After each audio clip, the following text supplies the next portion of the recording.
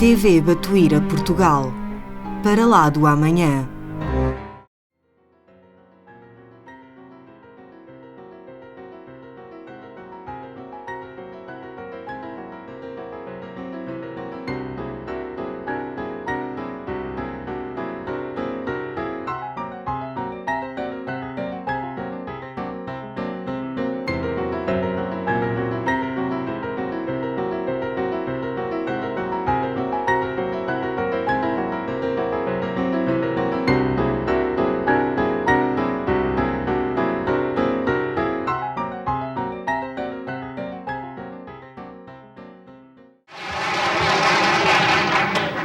Bom, com respeito à reencarnação, posso dizer?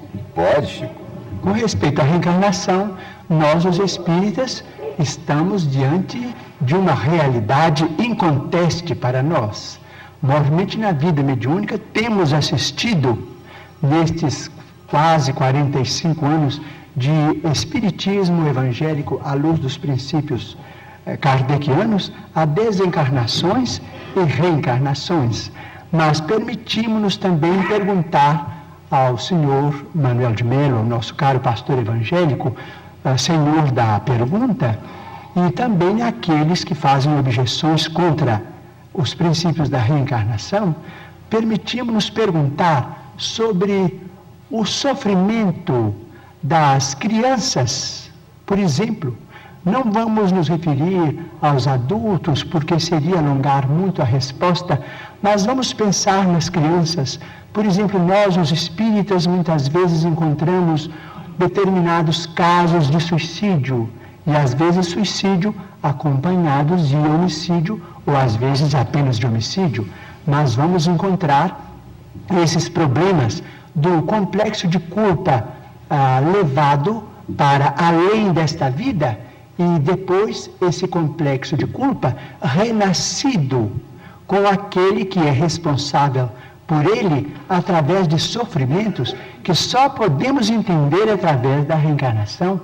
Por exemplo, muitas vezes temos encontrado, por exemplo, irmãos nossos suicidas que dispararam um tiro contra o coração e que voltam com a cardiopatia congênita ou com determinados fenômenos que a medicina classifica dentro da chamada tetralogia de Fallot.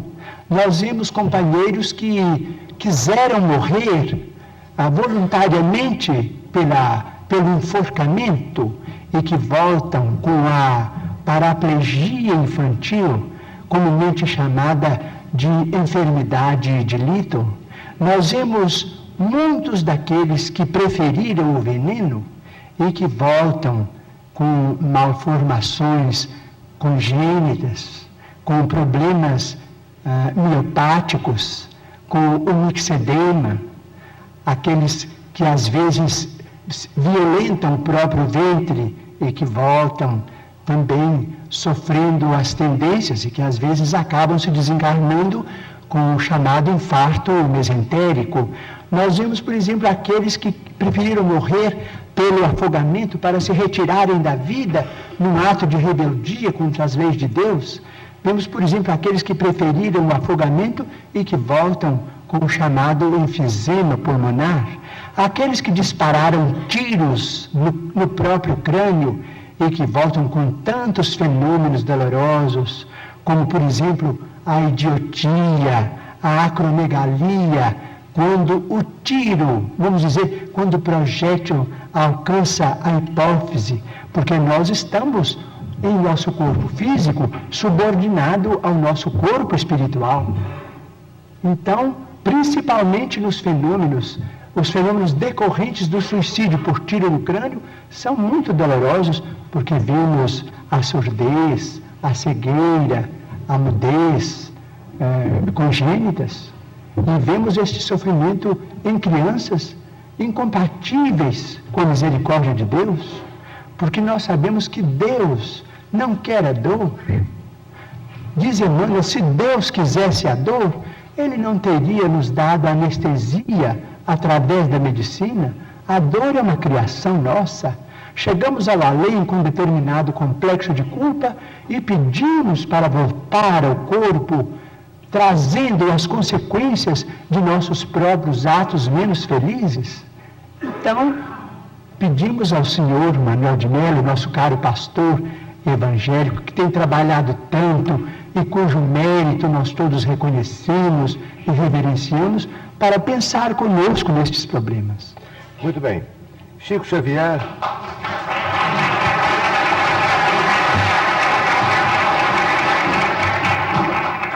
Chico Xavier, eu não ponho em dúvida a sinceridade do seu ministério espiritista. Eu creio firmemente que o senhor trabalha com profundo amor à sua causa e à sua doutrina. Mas eu vou insistir no aspecto mais conhecido da sua obra, das suas atividades, que é aquela do escritor psicográfico. O senhor afirmou, logo a minha primeira pergunta, que escreveu 107 livros e que tem 4 no prelo. Na literatura brasileira, o senhor é, depois de Coelho Neto, o mais prolífico dos escritores que já redigiram na língua portuguesa. Por outro lado, o senhor disse, respondendo a uma pergunta minha, que havia feito apenas um curso primário. O senhor, para todos os que aqui estão, e os que estão ouvindo no vídeo em casa, é um homem que tem uma grande fluência ao falar. O senhor constrói com perfeição a frase. O senhor tem lógica na exposição da sua doutrina. Logo, o senhor é um autodidata, que se compenetrou da doutrina que esposou e a estudou profundamente e passou a exercer o seu trabalho expondo essa doutrina. Eu insisto que a escrita automática no senhor deve ser mais o produto do inconsciente do que o produto da mediunidade. Não sei se o senhor conhece uma coleção de livros publicados na França com o título genérico A Maneira de, em que os autores Paul Rebut e Charles Miller em francês, fazem a imitação de vários autores. Por exemplo, Marcel Proust, cujo centenário acaba de passar, se o senhor ler uma página de Marcel Proust e uma página do livro A Maneira de, não distinguirá, ainda mesmo que tenha profundo conhecimento do estilo de Marcel Proust. É, portanto, esta é uma imitação consciente. Eu tenho para mim que o senhor, ao redigir os livros psicografados, agiu sob o impulso do inconsciente. O meu ex-antigo companheiro de imprensa, e caro companheiro de imprensa, Herculano Pires, cuja inteligência brilhante eu sempre respeitei e sempre aplaudi, criou um embaraço para a minha pergunta, ao falar em 400 autores que o senhor teria citado. Mas citar 40, o senhor citou 400 autores, ou o senhor escreveu a maneira de 400 autores, como escreveu como Humberto de Campos, como Guerra Junqueiro, como Antero do Quental, como Augusto dos Anjos? Creio que o número enunciado pelo casal Stig, Roland e Ibsen já está superado em mais de 400 comunicantes. Eles escreveram a maneira deles, mas respeito o ponto de vista do senhor, como respeito qualquer homem de ciência que ainda não pôde aceitar, por exemplo, o realismo da mediunidade. Respeito muito, mas continuo acreditando que eles escreveram a maneira deles, porque em algumas centenas, vamos dizer mais de 3 centenas, destes 400 e tantos, hoje parece que quase 500, eu não tinha a menor ideia do que eles escreveram. O senhor conhece um caso famoso ocorrido na Inglaterra de escrita psicografada? Uma senhora de nome Travers Smith psicografou a obra de Oscar Wilde. E os meios literários ingleses não aceitaram como sendo uma obra psicografada de Oscar Wilde. Ainda mais, eu, entre as minhas carreiras, além de jornalista, eu também tenho a de filosofia.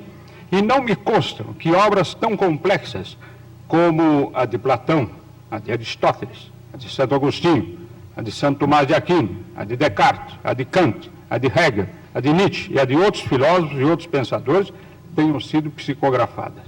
Não seria por causa da dificuldade de psicografar essas obras? Hegel é quase impossível qualquer trabalho de psicografia. Bem, eu devo voltar um pouco ao nosso pensamento inicial para dizer ao senhor que desde 1931 a presença de Emmanuel em minha vida tem sido a presença de um professor. Ele tem corrigido minhas expressões, ele tem procurado melhorar o meu vocabulário, melhorar as minhas atitudes do ponto de vista verbal.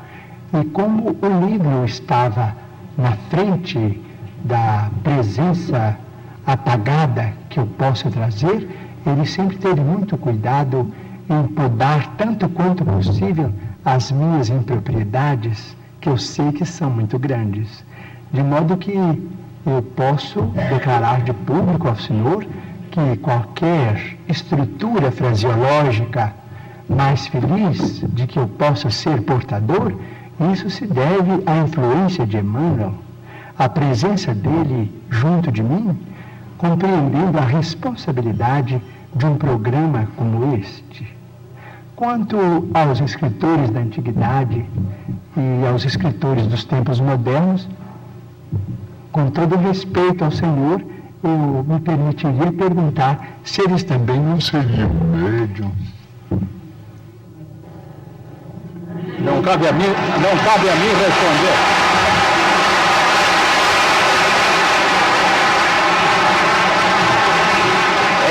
Esta é uma... Quem sabe?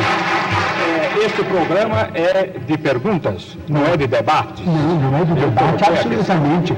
Apenas respeitando imensamente a Igreja Católica, em cujo seio formei a minha fé, mas respeito profundo e que eu devo declarar de público que nunca perdi e não quero perder. Então eu digo aqui de público, eu não conheço essas obras, mas gostaria de conhecê-las em português. Mas os espíritos amigos se referem, por exemplo, a duas personalidades do angelógio católico que deveriam ser mais conhecidas em nosso ambiente cultural. Por exemplo, na latinidade, especialmente na língua portuguesa. Eu não conheço absolutamente nada.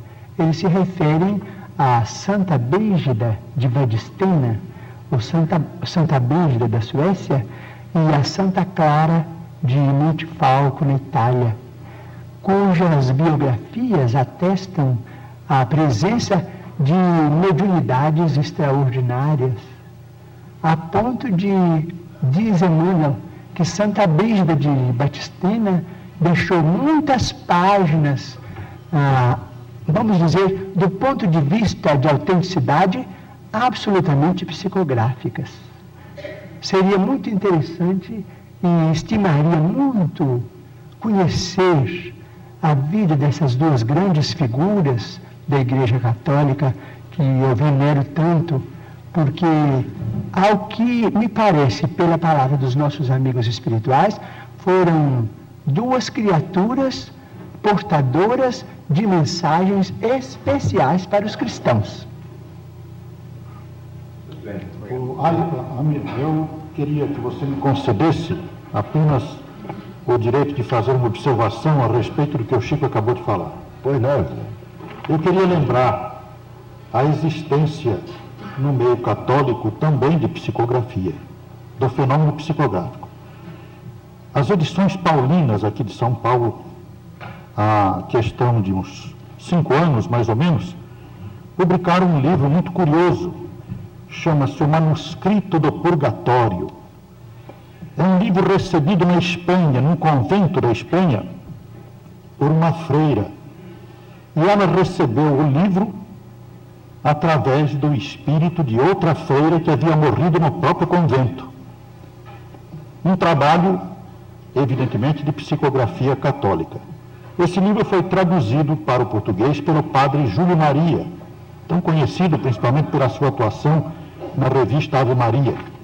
E saiu publicado aqui em São Paulo com todas as autorizações eclesiásticas, tendo vindo também da Espanha com essas autorizações.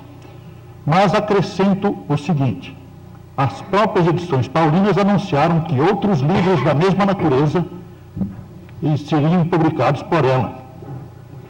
Entretanto, não foram, mas existe, portanto, bastaria este livro, O Manuscrito do Purgatório, que foi publicado, para provar que existe uma psicografia católica. Muito bem. Pois não? O espírito de amor. Insiste colocar em situação difícil diante do seu guia. Não tem problema.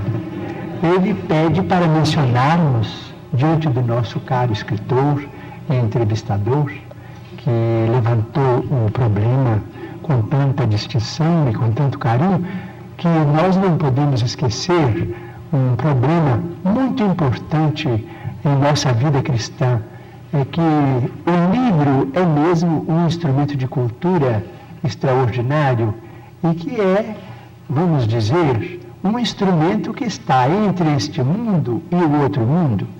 É tão importante que o primeiro livro que veio para a humanidade, vamos dizer, é um livro do mundo espiritual, um livro de pedra, que foi os 10 Mandamentos. Psicografia de Moisés.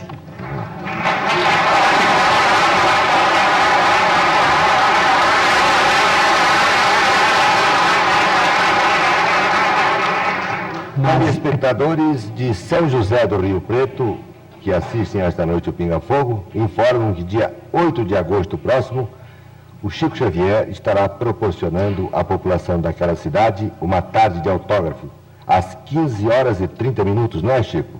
No Instituto Espírita Nosso Lar, em benefício do Lar do Vovô. Isto vai acontecer lá em São José do Rio Preto, no dia 8 de agosto vindouro. Certo, Chico?